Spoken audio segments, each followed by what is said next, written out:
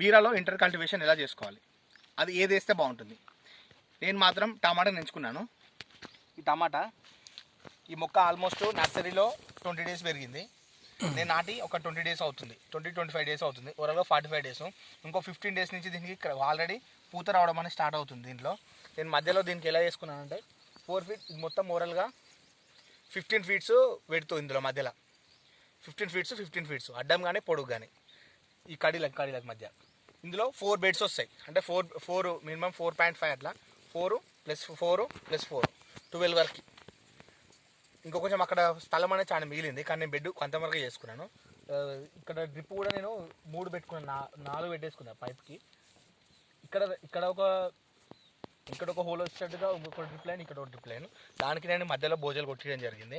ఎందుకంటే ఇంకా 10 డేస్లో క్రాప్ అనేది పోతుంది. తర్వాత నుంచి ఎప్పటివరకు ఈ యొక్క షేడ్ కానీ కొంచెం మాత్రం ఇది కవర్ చేస్తుంది. ఆల్రెడీ ఇది వింటర్ సీజన్ కాబట్టి షేడ్ కూడా అవసరం లేదు. కానీ సమ్మర్లో వేస్తా అనుకున్న వాళ్ళకి మాత్రం ఈ షేడ్ ఇలాగే ఉంచుకొని మీరు అది మధ్యలో కనుక అది టమాటా కనుక సాగు చేస్తే చాలా బెనిఫిట్స్ ఉంటాయి. ఇది ఆల్రెడీ ఇంకొక 15 డేస్ నుంచి క్రాప్ అనేది స్టార్ట్ అవుతుంది. ఆల్రెడీ ఫ్లవరింగ్ ముందు దశలో ఉంది.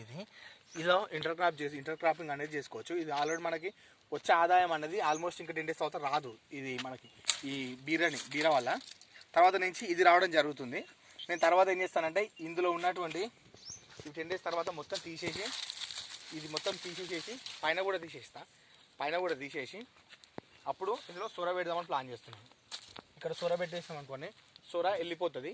సొర వచ్చే టైంకి టమాటా అప్పటికి ఒక 1 మంత్ 2 మంత్స్ ఒకటేసారి కాసి వెళ్ళిపోతుంది.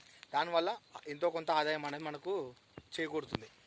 తర్వాత సోర స్టార్ట్ కాగానే తర్వాత మొత్తం ఓవరాల్గా తీసేసి మళ్ళీ చేయడం జరుగుతుంది. దీనికైతే ఇప్పటికైతే ఏ ఫెర్టిలైజర్ వాడలేదు, ఎందుకంటే ఈ చలిని ఎక్కువ లైక్ చేస్తుంది అనమాట ఇది టమాటా మొక్క.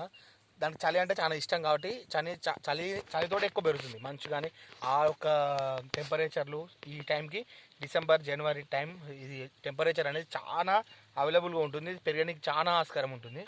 అందువల్ల దీనికి ఎలాంటి ఫెర్టిలైజర్ యూజ్ చేయలేదు. ఒకసారి పైన స్ప్రే చేశాను 999 అలాంటివి, అది మాత్రం దీని పర్టికులర్గా పెట్టలేదు, దీనికి మాత్రం పడిపోయింది.